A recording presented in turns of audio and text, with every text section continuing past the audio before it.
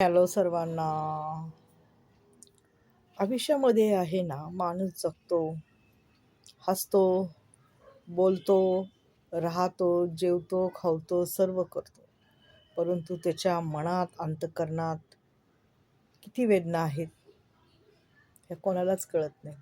माणूस आपलं अंतःकरण मन पाहू शकतं का? नाही. वरची वेदना पाहू शकतात, की इथे लागलं, तिथे लागलं. माणूस डॉक्टरला दाखवतो, माणसाला सांगतो, की अहो बघा ना, मला असं लागलं, तसं लागलं, असं जखम आहे, तशी जखम.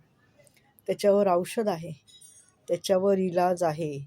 माणूस ते भारीतल्या भारी औषध आणून वापरून ते बरी करतो जखम. बाहेरची जखम सांगते शरीरावरची. पण मनाच्या आतली जखम, जी आतमध्ये दिलेली जखम आहे, जी मनाला यातना, हृदयाला यातना दिलेली आहे, ते माणूस कोणालाच दाखवू शकत नाही आणि सांगूही शकत नाही. तो आपलं दुःख हसून लपवत असतो, एवढं मात्र नक्की. परंतु ज्या व्यक्तीने एखाद्याच्या हृदयाला, मनाला यातना दिल्या असतील ना, ती व्यक्ती ह्या जन्मात तरी सुखी राहू शकत नाही आणि सुखी राहणारच नाही. किती तिने सुख विकत घेण्याचा प्रयत्न केला, किती तिने पैशाने सुख म्हणजे कपडे, लत्ते, दागिने, आमकं ढमकं, परंतु ती व्यक्ती आयुष्यामध्ये भारी भारी भारी वस्तू घेतल्या, काही घेतलं, कारण ते पैशाने घेतं ना.